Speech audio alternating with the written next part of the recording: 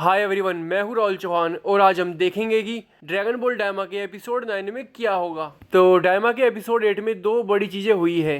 एक तो गोकू ने थर्ड डीमन वर्ल्ड के तमागामी को दोनों बैटल्स में हराकर उससे उसकी ड्रैगन बॉल ले ली है। और दूसरा, हमारे सामने अब एक तरह से रिवील ही हो गया है कि ड्रैगन बॉल डायमा की मेन विलन अरिंसु ही है। और ये एक डीमन बुढ़िया के पास जाती है जिसने माजिन बू को बनाया था और अरिंसु इससे अपने लिए डीमन बनवा रही होती है। तो पहले बात करते हैं बुल्मा, वेजिटा और पिकलो की। तो क्या ये लोग गोकू तक कैचअप कर पाएंगे?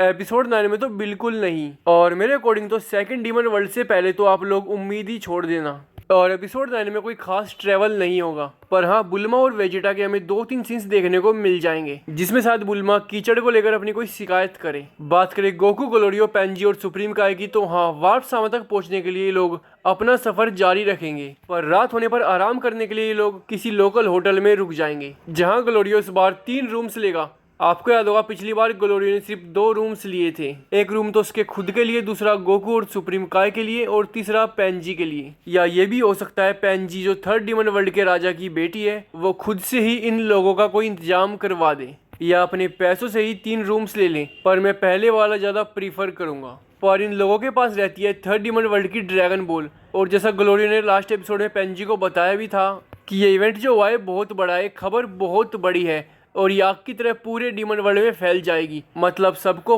पता चल जाएगा कि एक बच्चे ने एक तमागामी को हराकर उससे ड्रैगन बॉल ले ली है। और गोकू और ये लोग तो पहले से ही बेचारे वांटेड चल रहे हैं। तो जिस भी होटल में ये लोग गए होंगे और जब वहाँ के मैनेजर ने इनको देखा होगा और गोकू के डिस्क्रिप्शन से ही उसने पहचान कर ली होगी। और ये तो आपको भी पता होगा कि नुकीले बालों वाला और लाल डंडे वाला पूरे थर्ड डीमन वर्ल्ड में एक ही शख्स है और वो है गोकू। या ये भी हो सकता है कि यहाँ लोग इनकी ड्रैगन बॉल को ही देख ले, क्योंकि ये वाली ड्रैगन बॉल बास्केटबॉल जितनी बड़ी है और इसलिए इसको छिपाना बहुत मुश्किल है। जो अर्थ वाली ड्रैगन बॉल्स है वो इसके मुकाबले बहुत छोटी है, कोई भी बंदा उनको अपनी जेब में डालकर कहीं भी जा सकता है और किसी को पता भी नहीं चलेगा कि इसके पास ड्रैगन बॉल है या नहीं। पर यहाँ तो खुल्लम खुल्ला पता चल जाएगा। तो हो सकता है कि जो होटल का मैनेजर होगा इनके सामने तो अच्छेपन की एक्टिंग करे, पर जैसे ही लोग अपने कमरे में जाएं इन लोगों के साथ मैनेजर गद्दारी कर ले और अपने आदमियों को बता दे या कुछ गुंडों को बता दे कि इन लोगों के पास ड्रैगन बॉल है। और डीमन वर्ल्ड की ड्रैगन बॉल की कीमत मार्केट में करोड़ों की होगी, क्योंकि आज तक कोई इनको ले नहीं पाया है। और हो सकता है कि देर रात को जब ये लोग सो रहे होंगे तब वो गुंडे आकर इन लोगों की ड्रैगन बॉल चुरा ले। पर अब ग्लोरियो या सुप्रीम का या कुछ ना कुछ तो ऐसा इनके साथ होगा कि इन लोगों की नींद टूट जाएगी और ये उठ जाएंगे और फिर ये लोग गुंडों और बदमाशों से लड़ने लगेंगे। वैसे पेंजी अपने रात वाले कपड़ों में बहुत ज़्यादा क्यूट लग रही है। और गोकू भी। यह एक पॉसिबिलिटी ये भी है कि इनका मैनेजर असली में शरीफ हो और वो इनको सोल्ड आउट ना करे, बल्कि गुंडे ही खुद इनको गली मोहल्ले में घूमते हुए देखकर ड्रैगन बॉल का अंदाजा लगा ले और इनके सोते इनकी ड्रैगन बॉल हड़प ले। पर इसकी पॉसिबिलिटी बहुत कम है। मैं अभी भी मैनेजर वाले के साथ जाना चाहूंगा। पर इस सब चीज में मुझे लगता है ये पूरा भाग खत्म हो जाएगा, क्योंकि लड़ाई के दौरान इनसे 1-2 गुंडा बचकर भाग जाएगा और इसी को पकड़ने में या ढूंढने में इनका पूरा भाग लगभग खत्म हो जाएगा। पर एपिसोड खत्म होने से ठीक 3-4 मिनट पहले गोकू के हाथों इस गुंडे को पकड़वा देंगे और पिटवा देंगे और फिर इनको इनकी ड्रैगन बॉल वापस मिल जाएगी और फिर हो सकता है अपना सफर जारी रखे और भाग खत्म होते होते ये वार्प सामा के पास पहुंच जाए और फिर वार्प सामा से सेकंड डीमन वर्ल्ड में चले जाएंगे। पर अगर ये एपिसोड 9 के एंड तक सेकंड डीमन वर्ल्ड में नहीं पहुंचते तो ये लोग एपिसोड 10 में तो पक्का पहुंच जाएंगे, क्योंकि एपिसोड 9 एक तरह का कूल डाउन एपिसोड है। एपिसोड 8 में इतनी बड़ी बड़ी चीजें हुई तो इनको एक बीच में भाग डालना था जिसमें कहानी ज्यादा कुछ प्रोग्रेस ना करे।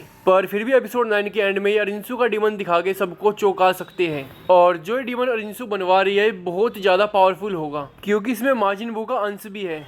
और जैसा कि आप लोगों ने देखा है कि पहले ही तामागामी को हराने के लिए गोकू को सुपर सैयन बनना पड़ा था और फिर भी उस तामागामी ने टक्कर दी थी गोकू को।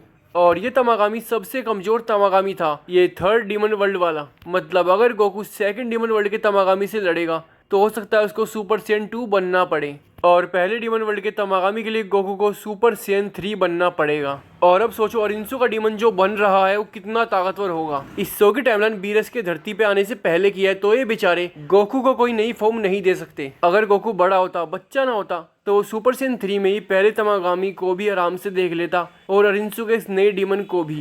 पर अभी गोकू छोटा है तो सुपर सैयन 3 बन पाए या ना बन पाए, पर शायद ये सुपर सैयन 3 फॉर्म में पहले तमागामी या अरिंसु के डीमन को नहीं हरा पाएगा। पर गोकू को ये लोग नई फॉर्म भी नहीं दे सकते, तो जो चीजें लोग गोकू को देंगे वो होगी गोकू और वेजिटा की नई फॉर्म, दोनों का फ्यूजन। अब तक इनके दो फ्यूजन्स हैं, एक का नाम है गोगेटा और एक का नाम है वेजिटो। तो ये भी इंटरेस्टिंग रहेगा कि तीसरे वाले का ये लोग नाम क्या रखेंगे।